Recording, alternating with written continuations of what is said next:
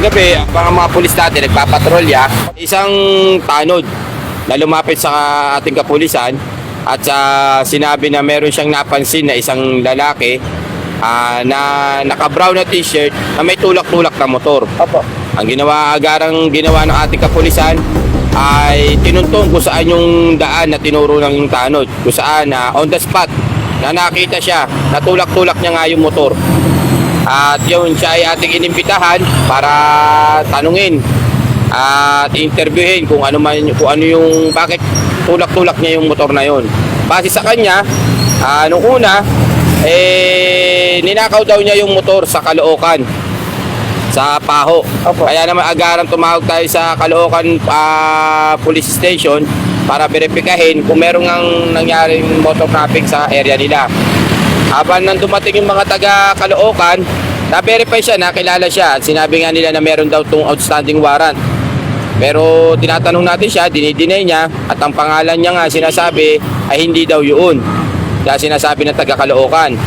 Kagabi, umamin na rin siya na yung motor na to ay hindi talaga niya ninakaw sa Caloocan, kundi dito sa area ng Gagalangin. Agad ko inutusan yung ating kapulisan, yung mga nagpatrolya, na mag-verify sa barangay ng 172. Dahil ang base sa kanya, kinuha niya sa tabing ilog kung saan nasasakupan ng barangay 172. Agad sila nag-backtracking at nakita nga na doon nga niya kinuha yung motor na to.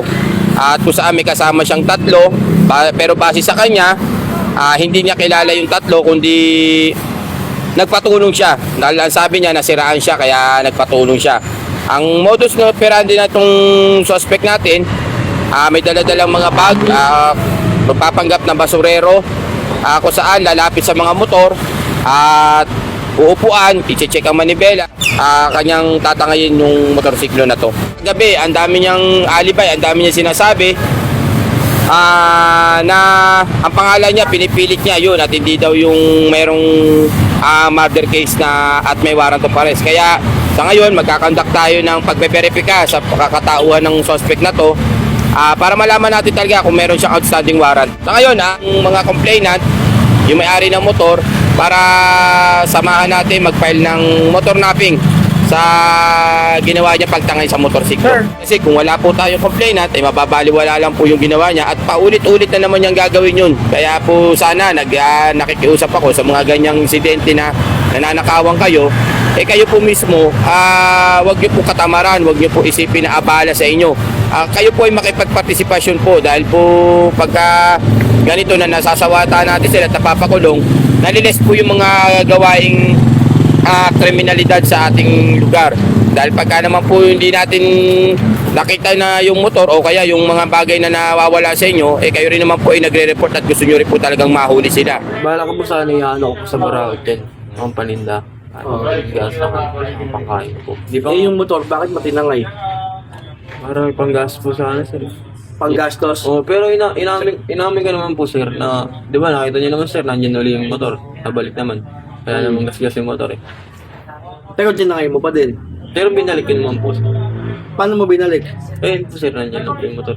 Binalik naman po na maayos sir. Ha? Binalik naman po na maayos yung Kung hindi ka nahuli, mababalik yung motor. Hindi sir. Ha? Hindi. Kung hindi ka nahuli, mababalik yung motor. Kuya? Hindi. Hindi. O ba't siya sabi mo, nandiyan naman yung motor? Hindi naman po O kaya nga, nahuli ka kaya nabalik yung motor. Tama hindi? Ha? Tama. Anong pangkat mo ulit? Mando. Komando. Ano masasabi mo? Pumunta yung Caloocan dito, may murder case ka. Maliban sa kidnapping, may murder case ka, bubuno ka ng mga 20 years sa loob. Tukol mo yun. Ha? Baka kala mo, joke ka namin. Namimiloso po ka ng sagot. Kinuha ko yung side mo para mabuo yung makuha yung kwento mo. Tiyatanong ka maayos. Ano masasabi mo, kuya? Maliban sa kidnapping, may murder case ka daw sa Caloocan. Wala akong kasong... May anak ka? Isa. Ano masasabi mo? Nagpapanggap ka daw na basurero? Hindi. Kagabi, nag-iikot-ikot ka para makakita ng motor. Paano mo kinuha yung motor? Tinulak ko lang po siya. Hindi po siya nakalak. Nakadiretso lang po talaga siya. Oo. Kaya kinuha ko po. Kinuha po siya. Una umupo naman muna po ako din eh. Para Tapos nag-solve muna ako. Umupo muna ako sa may pang-apat na upuan. Doon muna po ako umupo.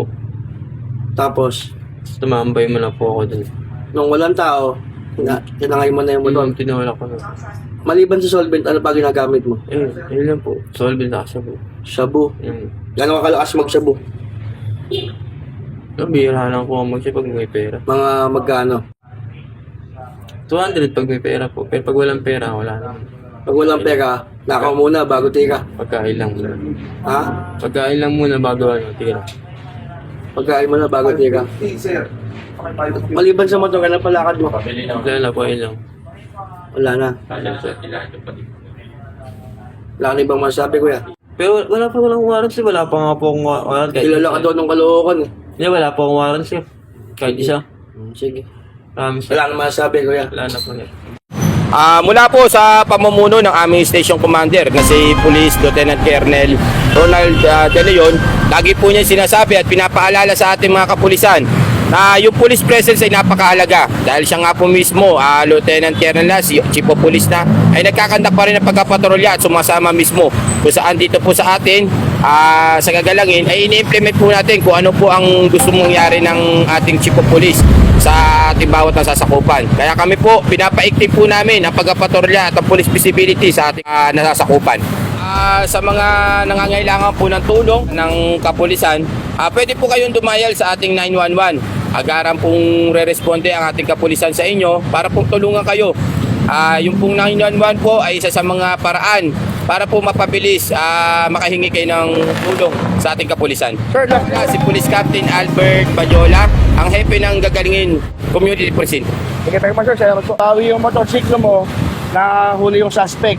Malaki, maraming salamat po kay Kapitan Badjola. Napakagaling niya pong po dito sa Gagalangin. Talaga po yung mga tauhan niya, talagang 24 oras umiikot po sa lugar namin. Talagang safe po, mahuli yung Kuya, suspect namin. kanina sa interview namin kay Sir Badjola, iniikayat niya yung pagreklamo niyo po para Opo. matuluyan yung suspect, hindi maging paulit-ulit. Yes. Hindi na makatika sa inyong lugar. Disidido po ba tayo magsampa ng Opo, tutuluyan ko po. permiso? Talagang perwisyo yung ginawa niya. Ako, naghahanap buhay po kami, nagtitinda po kami. Opo. Tapos ginawa pa po kaming ganyan. At pumarehas na lang po sila.